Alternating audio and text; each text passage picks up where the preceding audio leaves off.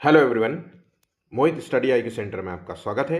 आज हम EVS pedagogy से रिलेटेड जो है इंपॉर्टेंट क्वेश्चंस देखेंगे जो सीटेड एग्जाम्स के लिए महत्वपूर्ण होंगे। ठीक है, तो एक एक क्वेश्चंस जो है 30 क्वेश्चंस हैं। 30 क्वेश्चंस को अच्छे तरीके से देखिएगा, अच्छे तरीके से सॉल्व करिएगा। जो क्वेश्चंस आपको ना है उसको जो है नोट्स के रूप में आप लिख लीजिएगा ताकि आप डेली उसका रिवीजन कर सके। ठीक है, तो वीडियो को आखिर तक देखिएगा। वीडियो अच्छा लगे तो प्लीज़ लाइक ज़रूर कर लीजिएगा। कोई भी क्वेश्चन से रिलेटेड किसी तरीके का कोई इशू हो या कोई क्वेश्चन ना समझ में आए तो प्लीज़ आप हमें कमेंट कर सकते हैं। वीडियो को ज़्यादा से ज़्यादा दोस्तों तक भी शेयर कीजिएगा ताकि वो भी इस वीडियो का लाभ ले सके। और चैनल को सब्सक्राइब नहीं किया तो प्लीज़ चैनल को भी सब्सक्राइब कर लेना। देखिए, पहला क्वेश्चन है, निम्नलिखित कथनों में से कौन सा कथन यहाँ पे सही है पूछा गया है। तो नेपेंथिस जो है भारत में पाया जाने वाला पौधा है। रेगिस्तानी ओक के विषय में पूछा गया है कि रेगिस्तानी ओक से स्थानीय लोग पतले पाइप डाल करके पानी निकालते हैं और जड़ में जो है भोजन भंडारण का जो है जड़ जो है भोजन भंडारण का कार्य करता है। तो देखिए यहाँ पे जो नेपेंथिस के बारे में बताया गया है, ये जो एक पौधा है ये घटपर्णी पौधा कहते हैं। दूसरा नाम है इसे मांसल पौधा भी कहते हैं। तीसरा नाम है इसको कीट भक्षी पौधा भी कहते हैं। कुछ भी इसमें पूछ सकता है। ठीक है, ये पौधा कीट खाता है, कीड़े खाता है, छोटे छोटे जानवरों को अपने जो है मतलब पौधे में फंसा करके उसको खा जाता है। तो ये पौधा खाता है। कहाँ पे भारत में पाया जाता है? तो भारत में ये पहली बात तो पाया जाता है, ये बात बिल्कुल सही है। और ये पाया जाता है मेघालय में। कहाँ पे? मेघालय में। मेघालय में होती है वर्षा, वर्षा ज़्यादा होती है, इसलिए वहाँ की मिट्टी में जो है नाइट्रोजन की कमी देखने को मिलती है। तो जहाँ पर नाइट्रोजन की कमी होगी वहाँ पर ये नेपेंथिस जो है पौधा पाया जाएगा। कीट भक्षी पौधा, घटपर्णी पौधा पाया जाएगा। अब आ जाते हैं दूसरे पॉइंट पे कि रेगिस्तानी ओक जो है स्थानीय लोग जो है पाइप डाल करके उसमें जो है पानी का इस्तेमाल करते हैं, उसमें निकालते हैं। मतलब रेगिस्तानी ओक एक ऐसा पेड़ है जिसके तनों में पानी होता है। ठीक है, तो ये बात बिल्कुल सही है। रेगिस्तानी ओक में पानी होता है और ये पेड़ जो होता है, ये पेड़ एक रेगिस्तानी पेड़ है, इसलिए इसका इस्तेमाल पानी पीने के लिए लोग करते हैं, क्योंकि जहाँ पानी नहीं होगा तो पेड़ पौधे इसी का सहारा ले रहे हैं। उसके बाद ये पौधा कहाँ पे पाया जाता है? तो ये पौधा आपको ऑस्ट्रेलिया में देखने को मिलता है। ऑस्ट्रेलिया में देखने को मिलेगा। ठीक है, तो दोनों पॉइंट यहाँ पे सही हैं। उसके बाद जड़ जो होता है वो भोजन भंडारण के रूप में कार्य करता है, ये भी पॉइंट सही है। तो यहाँ पे देखा जाए तो ऑप्शन यहाँ पे सी इसका सही जवाब हो जाएगा। ठीक है, हर रूप में ये सी सही होगा। चलिए, अच्छा ध्यान रखिएगा, निपेंथिस और रेगिस्तानी ओक, ये दो पेड़ों के बारे में अच्छे से जो है मैंने जो पॉइंट्स आपको बताए वो अच्छे से याद होने चाहिए। ठीक है, बाकी जो मैं प्लांट्स पेड़ पौधों के बारे में जो है क्वेश्चंस बनाऊंगा ना, तब मैं आपको पूरा टॉपिक जो है कवर करा दूंगा। बिल्कुल भी परेशान मत होना। नेक्स्ट नेक्स्ट क्वेश्चन है कि रेगिस्तानी ओक के विषय में कौन सा कथन यहाँ पे सही नहीं है। तो मैंने आपको बताया था रेगिस्तानी ओक जो है ऑस्ट्रेलिया में पाए जाने वाला एक वृक्ष है। ध्यान रखिएगा, ये एक पेड़ है। कई बार उसको एक छोटा सा पौधे के रूप में इस्तेमाल किया जाता है, जबकि ये पेड़ माना जाता है, इसलिए आपको ये भी याद रखना है। इसमें जो है जड़ें जो है कम गहराई तक होती हैं, इसमें तनों में पानी भरा होता है और टहनियों से जड़ें निकली होती हैं। तो देखिए, रेगिस्तानी ओक जो है ऑस्ट्रेलिया में पाया जाने वाला वृक्ष है, मरुस्थलीय क्षेत्र में पाए जाने वाला वृक्ष है। इसकी जड़ें जो है बहुत गहरी होती हैं, ये पॉइंट भी यहाँ पे सही होना चाहिए। तनों से पानी निकाला जाता है और टहनियों से जो है जड़ें निकली होती, ये पॉइंट यहाँ पे गलत हो जाएगा। ऑप्शन यहाँ पे डी गलत रखेंगे। ठीक है, देखिए रेगिस्तानी ओक, मान लीजिए इस पेड़ की लंबाई जो है 10 फुट है। ठीक है, 10 फुट है या 20 फुट है, तो ये पेड़ जो है इसका 30 गुना, इस पेड़ की हाइट का 30 गुना इसकी जड़ें जो है जमीन के अंदर होती हैं। और क्यों होंगी? तो भाई पानी की तलाश में होती। जितना बड़ा पेड़ उतनी ही जो है जड़ें, उसको पानी की ज़रूरत है तो उतना ही ज़्यादा डीप में वो जाती हैं जड़ें। तो अगर 30 गुना तो 600 फीट तक आपको जो है इसकी जड़ें देखने को मिलेगी ज़मीन के अंदर। ठीक है, इसलिए इसकी जड़ें गहरी होती हैं। नेक्स्ट क्वेश्चन है, खेजड़ी एक छायादार जो है वृक्ष है जिसकी छाया में बच्चे खेलना पसंद करते हैं, किस प्रदेश में? तो जैसे वहाँ पे रेगिस्तानी ओक के बारे में बताया, वैसे ही भारत में एक मरुस्थलीय पेड़ माना जाता है जिसे खेजड़ी कहते हैं। तो ये एक मरुस्थलीय पेड़ है और भारत में राजस्थान जो है सामान्य रूप से आपको राजस्थान में ये पेड़ आपको देखने को मिलेगा, ठीक है।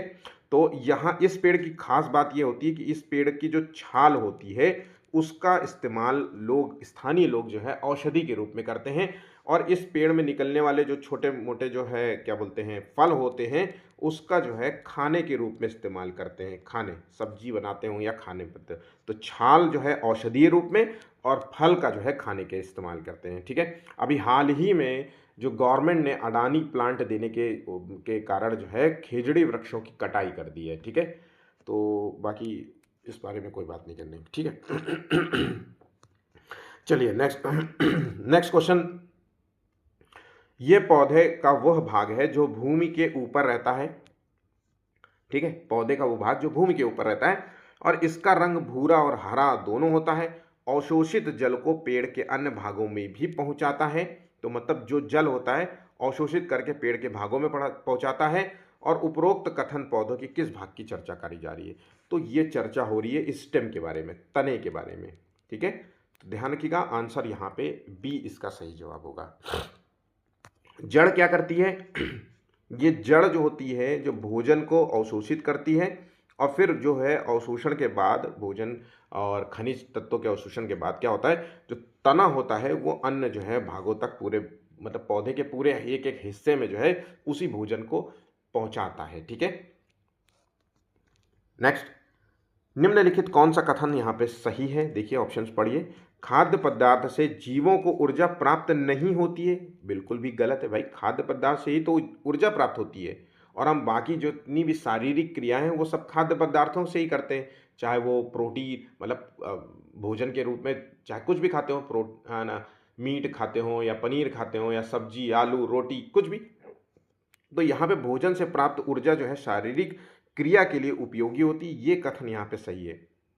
बाकी पादप जो उत्पाद खाद्य पदार्थों का एकमात्र स्रोत है या मनुष्य अपनी ऊर्जा का प्रयोग केवल सांस लेने व चलने में नहीं करता है, ठीक है। तो यहाँ पे बी पॉइंट सही होगा, ठीक। चलिए नेक्स्ट क्वेश्चन है, निम्नलिखित में से कौन सा कथन सही है? तो जल एक यौगिक है, ये कथन बिल्कुल सही है क्योंकि जल का जो सूत्र होता है रासायनिक वो H2O होता है। तो हाइड्रोजन और ऑक्सीजन से मिल के बना होता है जल।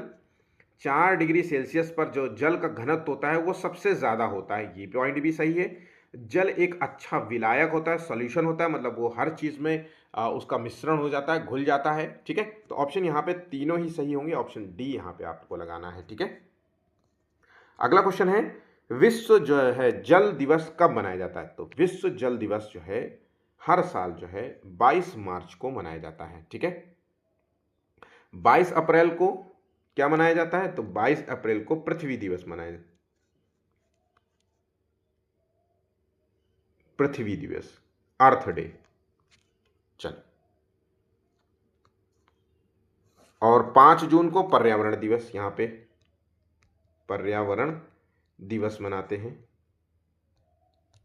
ठीक। चलिए अब अगला क्वेश्चन देखते हैं। 8वां क्वेश्चन है, हमें निम्नलिखित का अध्ययन करना है। तो कौवा जो है पेड़ की ऊंची डाल पर अपना घोंसला बनाता है। तो एक पॉइंट यहाँ पे समझने की ज़रूरत है कि कौवा जो है सबसे पेड़ की ऊंची डाल पे अपना घोंसला बनाता है और इस घोंसले को बनाने में कई प्रकार की वस्तुओं का प्रयोग करता है। वो चाहे वो लकड़ी की शाखाएं हो, छोटी छोटी डंडियाँ तोड़ के लाता है, लोहे के तार भी इस्तेमाल करता है और एक ऐसा चालाक पक्षी है जो अपना घोंसला नहीं बनाता और कौवे के घोंसले में अंडा दे देता है। तो ध्यान रखिएगा, कौवा घोंसला बना रहा है और एक चालाक पक्षी उसके घोंसले में अंडा दे देता है। कभी बार क्या होता है कि वो चालाक पक्षी क्या करता है, कौवे के सारे अंडों को फेंक देता है और वो कौवा बेचारा जो है अपना अंडा समझ करके उसको सेता रहता है। तो बेचारा कौवा अपने अंडों के साथ इनको भी सेता है। तो वो कौन सा पक्षी है? ध्यान रखिएगा, बर्ड्स और उसके नेस्ट घोंसलों के बारे में पेपर में क्वेश्चंस आपसे ईवीएस में पूछा जाएगा, बाकायदा इसका टॉपिक है। तो अच्छे से इसको तैयार करेंगे, बहुत अच्छे तरीके से एक एक क्वेश्चंस को हम देखेंगे, ठीक है। तो यहाँ पे इस क्वेश्चन का अगर आंसर दिया जाए तो यह है कोयल। ऑप्शन यहाँ पे सी आपको सही जवाब देना है, ठीक है, कोयल आंसर है। बाकी बर्ड और नेस्ट से रिलेटेड जब मैं वीडियो आपको अपलोड करूंगा तो आप वहाँ पर इस टॉपिक को पूरी तरीके से कवर कर पाएंगे, ठीक है। चलिए नीचे दिए गए किस राज्य के ग्रामीण लोग अपने ढालू छत वाले लकड़ी के मकान मजबूत बांस के खंभों, अब ध्यान रखिएगा, ऐसे ग्रामीण लोग या शहरी लोग जहां पे बांस के खंभों पर, बांस के खंभों पर, ऐसे बांस के खंभे जो कि 10 फीट जमीन से ऊपर होते हैं, 3 से 3.5 मीटर, 1 मीटर में 3 फुट होता है, तो 3 × 3 = 9, तो तकरीबन 10 फीट जो है। फिर उसके बाद एक बेस बनाते हैं फिर एक घर बनाते हैं, ठीक है, यहां से सीढ़ियां लगा दिया गया उसमें जाने के लिए, ठीक। तो कुछ इस प्रकार का घर होता है, तो बांस के खंभे में टिका हुआ घर होता है जो कि 10 फीट ऊंचाई पे बना होता है। ये घर आपको कहाँ देखने को मिलेंगे? तो ये घर आपको असम में देखने को मिलेंगे, ध्यान रखिएगा, असम में। तो होम, घर के संबंध में आपसे क्वेश्चन पूछेगा। तो मैंने जो जो पॉइंट्स आपको बताए, पेड़ पौधे, बर्ड्स के बारे में, हाउसेस क्या, कौन से राज्यों में कैसे घर होते हैं, इस संबंध में आपको सीटेट में क्वेश्चंस आपके एग्जाम में पूछे जाते हैं। मैं हर टॉपिक्स को कवर करूंगा बिल्कुल एक एक क्वेश्चंस के तौर पे, ठीक है, तो बिल्कुल परेशान फिर से मत होना। अब यहाँ पे असम है, तो असम के लोग जो है ऐसे घरों में रहते हैं। क्यों रहते हैं? क्योंकि यहाँ पे अक्सर बाढ़ आ जाती है, तो बाढ़ जो है सामान्यतः उनको पता है कि 10 फीट से ऊपर नहीं आएगी, इसलिए ऐसा करते हैं, ठीक है। तो बाढ़ से बचने के लिए ऐसा किया जाता है। निम्नलिखित में से कौन सा जो है ऊर्जा का वर्गीकरण सही है? तो देखिए, ऊर्जा के कई वर्गीकरण किए गए हैं, ऊर्जा के कई वर्गीकरण, जैसे नवीकरणीय ऊर्जा और अनवीकरणीय ऊर्जा, ये भी वर्गीकरण है सही। परंपरागत और गैर परंपरागत ऊर्जा, ये भी सही है। तो नवीकरणीय में क्या होता है? जैसे सोलर जो ऊर्जा का आजकल प्रयोग किया जा रहा है, पवन ऊर्जा, जल विद्युत ऊर्जा, ये सब नवीकरणीय में आता है। अनवीकरणीय में आता है कोयला, पेट्रोल, ये सब आता है। तो परंपरागत में क्या आता है? परंपरागत में जो परंपराओं से चला आ रहा है, जैसे कोयला जलाना, लकड़ी का इस्तेमाल करना, है ना, मिट्टी का तेल जलाना, इस तरीके से जो है ये परंपरागत में आता है, ठीक है। और गैर परंपरागत इसके अपोजिट वाली चीजें आ जाएंगी। तो यहाँ पे देखा जाए तो ऑप्शन यहाँ पे सी इसका सही जवाब हो जाएगा। नेक्स्ट क्वेश्चन है, हमारे देश में निम्नलिखित स्थानों में से कौन सा ठंडा रेगिस्तान है? तो ठंडा रेगिस्तान, रेगिस्तान जहाँ पे कुछ भी नहीं, पेड़ पौधे जीव जंतु कुछ ना दिखे, या उनकी जैविक जो है मात्रा बहुत कम हो, जीव जंतु पेड़ पौधों की मात्राएं कम हो, है ना, कम संख्या में आपको देखने को मिले। तो ठंडा है मतलब रेगिस्तान गर्म होता है, धूप होती है, तपतपी होती है, और यहाँ पे ठंडा है मतलब बर्फ है। तो यहाँ पे देखिए 4 ऑप्शन दिए गए, लद्दाख ही यहाँ पे फिट हो रहा है, ऑप्शन 11 का बी आंसर सही जाएगा, ठीक है। विशेष प्रकार का नृत्य जिसे चिराओ कहते हैं, कहाँ के लोगों के द्वारा किया जाता है? तो ये जो चिराओ नृत्य है, ध्यान रखिएगा, पारंपरिक नृत्य, पारंपरिक मेले, पारंपरिक वेशभूषा, है ना, इस तरीके के क्वेश्चंस आपको सीटेट के एग्जाम में पूछेगा, ईवीएस के पोर्शन में। तो आपको इसको तैयार करना होगा, जिसका मैं वीडियो कंप्लीट एक पूरा टॉपिक रूप में आपको बना के दूंगा, ठीक है। चलिए, तो अभी चिराओ जो नृत्य है ये आपको देखने को मिलेगा मिजोरम में, ध्यान रखिएगा, मिजोरम के लोग जो है चिराओ नृत्य करते हैं। महाराष्ट्र में जो है, महाराष्ट्र में कौन सा नृत्य है? लावड़ी, ध्यान रखिएगा, महाराष्ट्र में लावड़ी और तमाशा, ये जो है तमाशा, ये चीजें, ठीक।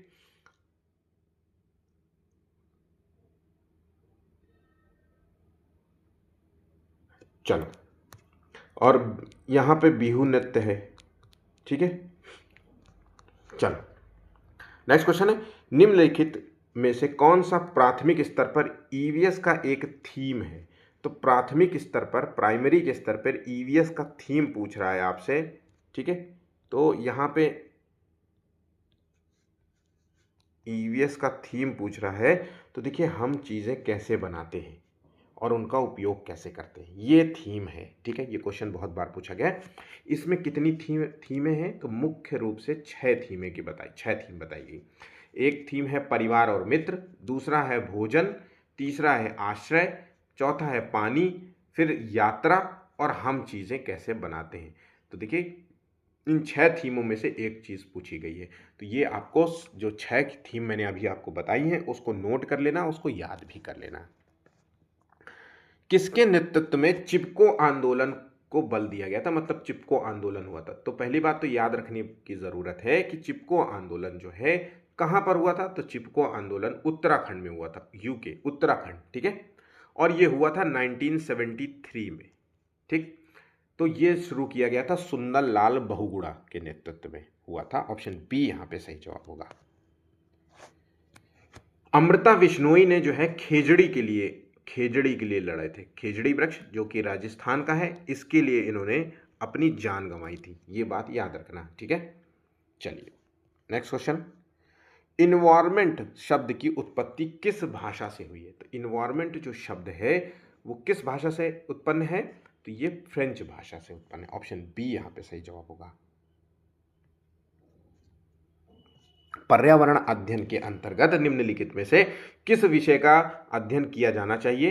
तो भैया देखो, पर्यावरण में हम भूगोल का भी अध्ययन करते हैं, स्वास्थ्य और पोषण का भी अध्ययन करते हैं, जीव विज्ञान का भी अध्ययन करते हैं। तो यहाँ पे जो आंसर हो गया उपरोक्त सभी, ऑप्शन डी यहाँ पे सही जवाब देंगे आप, ठीक है। किस आयु वर्ग का बालक पर्यावरण में होने वाली घटनाओं में जिज्ञासा तो अधिक रखता है लेकिन उसकी अवधारणाओं को समझने में असमर्थ होता है? तो ये किस वर्ग के लक्षण हैं? देखिए बहुत बहुत इंपॉर्टेंट क्वेश्चन है, नोट कर लीजिएगा इसको। तो देखिए आपको मैंने कई बार पियाजे बताया है, पियाजे के बारे में बताया ना। पियाजे मनोवैज्ञानिक जिन्होंने संज्ञानात्मक विकास का सिद्धांत दिया था, इसके तहत इन्होंने 4 चरण बताए थे। पहला चरण संवेदी गामक अवस्था, दूसरा पूर्व संक्रियात्मक अवस्था।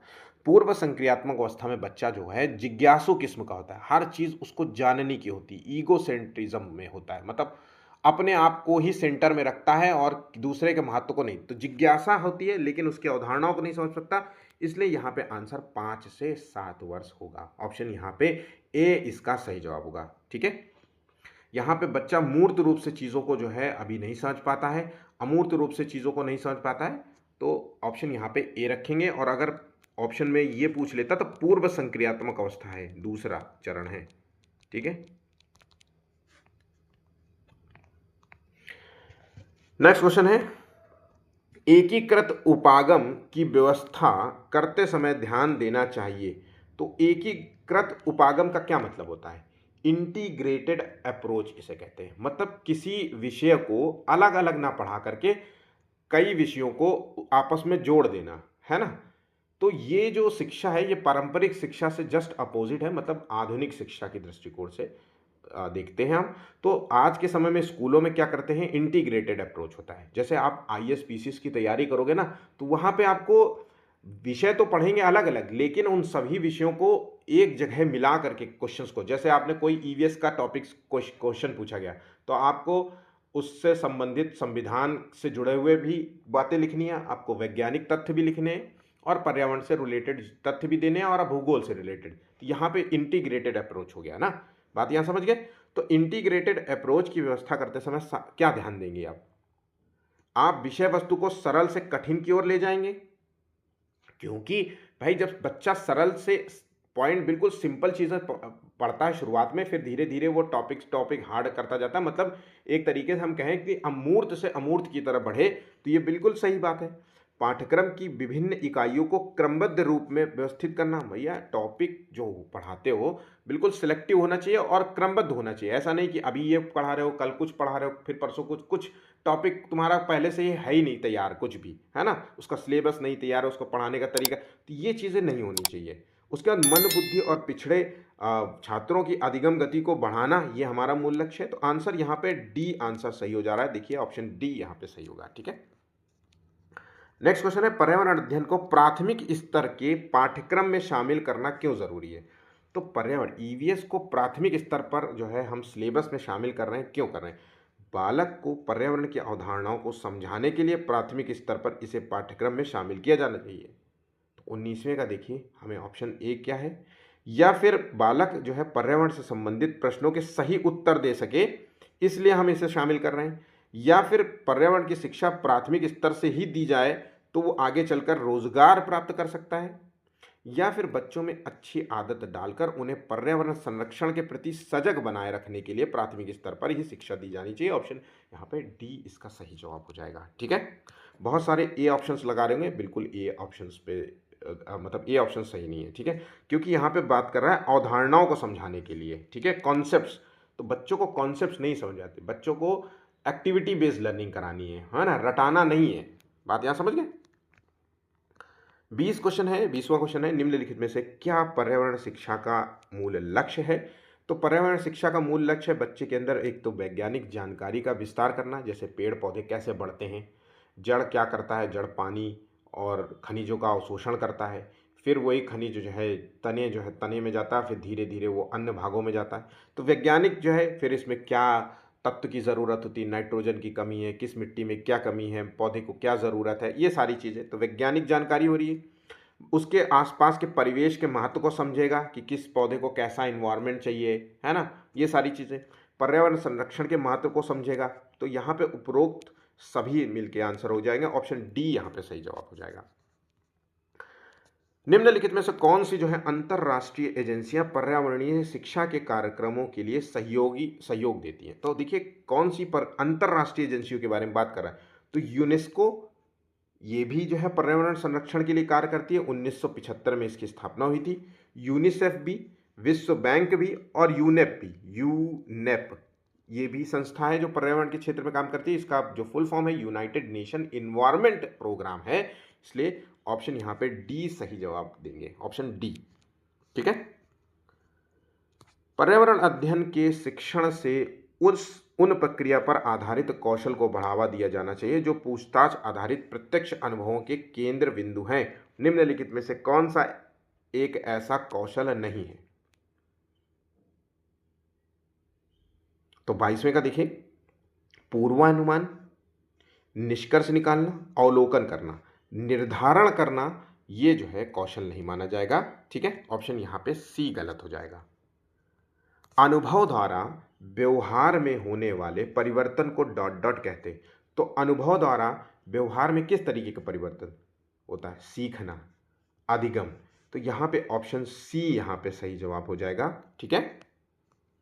कोई भी क्वेश्चन ना समझ में आया तो बेझिझक आप कमेंट कीजिएगा। मैं उस प्रश्न को अगले जो है वीडियो में या फिर आपको मैं खुद ही रिटन नोट्स के रूप में कमेंट करके जो है समझा दूंगा। ठीक है।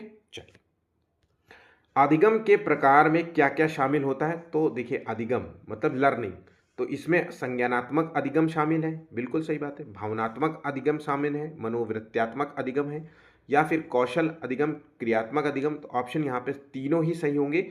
ऑप्शन डी यहाँ पे सही होगा। इंपॉर्टेंट क्वेश्चन है, सीटेट का पूछा गया क्वेश्चन है। ठीक है।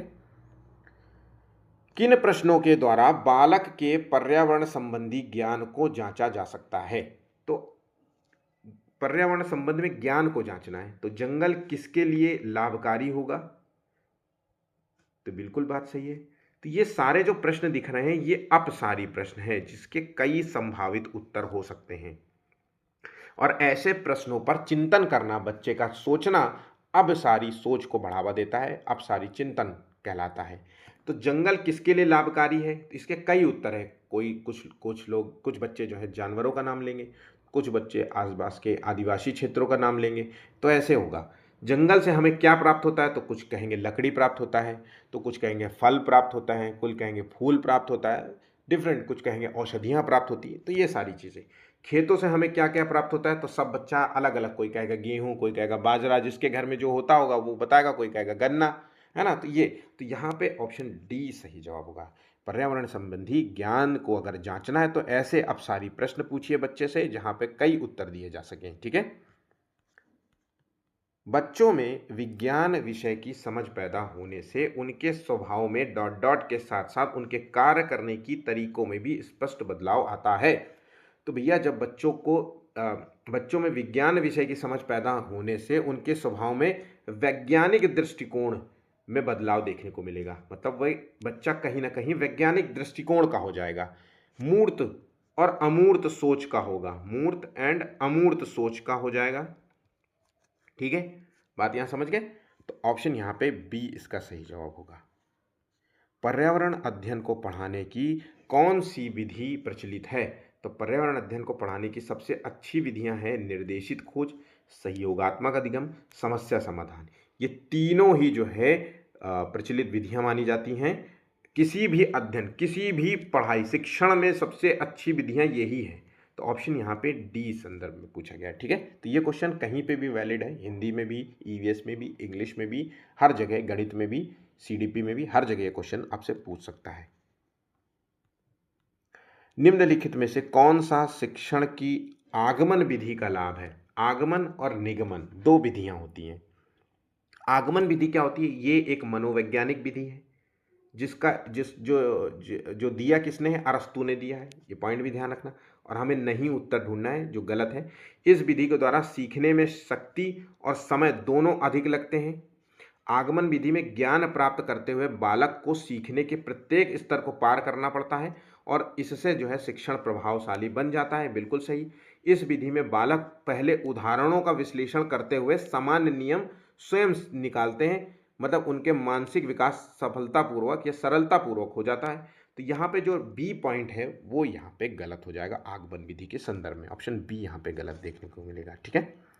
ईवीएस की पढ़ाई में कक्षा में प्रश्नोत्तर तकनीक का सबसे अच्छा उपयोग किसके लिए किया जा सकता है?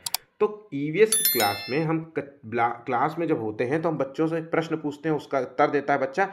तो इसका प्रयोग, अच्छा प्रयोग हम किसके लिए करते हैं? तो विद्यार्थियों का ध्यान आकर्षित करने के लिए करते हैं या फिर बच्चों को शिक्षार्थियों में सीखने की जिज्ञासा उत्पन्न करने के लिए? तो ऑप्शन यहाँ पे बी सही जवाब हो जाएगा। सीखने की जिज्ञासा उत्पन्न करने के लिए हम क्लास में हम प्रश्न पूछते हैं, बच्चे उसका उत्तर बताते हैं। ठीक है। नेक्स्ट, ईवीएस में एक शिक्षक जो है निम्न में से किसके अंतर्गत स्वच्छता अभियान चला सकता है?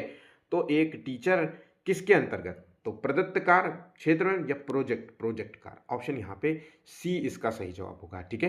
प्रोजेक्ट कार्य के रूप में वो स्वच्छता अभियान चला सकता है। क्षेत्र भ्रमण नहीं लगा दीजिएगा आंसर। ऑप्शन सी सही जवाब हो जाएगा। तो कुछ इस प्रकार के 30 क्वेश्चंस आपको एग्जाम में देखने को मिलेंगे। वीडियो अच्छा लगा हो तो प्लीज़ लाइक शेयर कर दीजिएगा और चैनल को सब्सक्राइब नहीं किया तो प्लीज़ चैनल को भी सब्सक्राइब कर लीजिएगा। नेक्स्ट वीडियो जो है वो आपको मैथ पेडागोजी का मिलेगा अभी। ठीक है। चलिए, धन्यवाद।